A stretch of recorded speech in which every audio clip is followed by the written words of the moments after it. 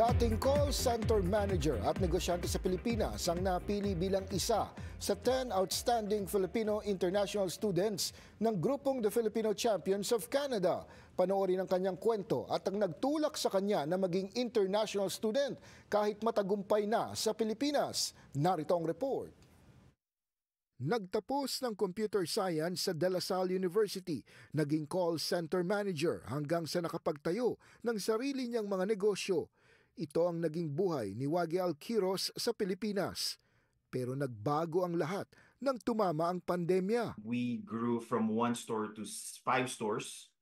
We hired a lot of people to be able to support the operation of those stores, Ron. But again, 2019, right? So that's when the pandemic happened and it just changed everything. If you account the operational cost, the amount that we have to, shell out, Ron, to be able to sustain the operation, it wasn't just feasible, including the rent and all of that. So we had to shut down one store after the other. Una nilang sinubukan ang mag-migrate sa Amerika kung saan sila ay may pamilya, pero sadyang ang kapalaran ay nandito sa Canada. It gives you the ability to study for 2 years and then bring your family with you. Okay, that's how good Canada is. The decision was kind of easy for us because we considered our son. Wala man daw silang kamag-anak, ang mga kababayang sumalubong ang kanilang naging pamilya. So we were thinking, okay, saan tayo titira? May sasakyan ba tayo? I-Uber ba na nito? Ilang Uber yung kailangan natin to get to our rental place? Kasi ang dami naming dala. And amazingly, the word just spread out. And voila, we landed sa Calgary Airport, Ron, and there were 3 cars. I kid you not, 3 cars waiting for us.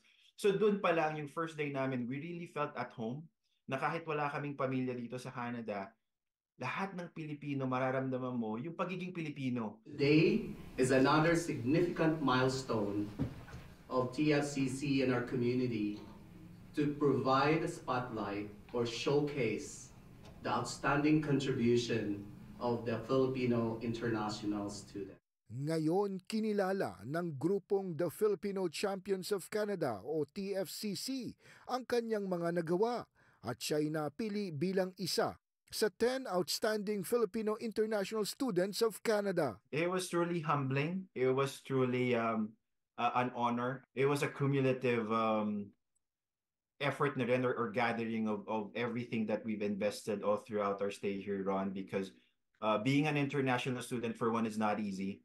And then you have to consider working, because all international students that I know, including myself, had to work part-time while being a student and work not just 1, maybe 2, maybe 3 jobs at a given time for us to be able to sustain our tuition fee, our cost of living. Si Wagi ay naging student leader sa kanyang pinasukang kolehiyo at siya rin ang naging vice chairman ng ASEC Group, ang organisasyon ng mga student leaders sa buong Alberta. This will also be a responsibility, Ron, for someone like me to be able to inspire and tell my story to other Filipino students who's going to come here, who's already here, because again, it's not an easy journey. Kapit lang.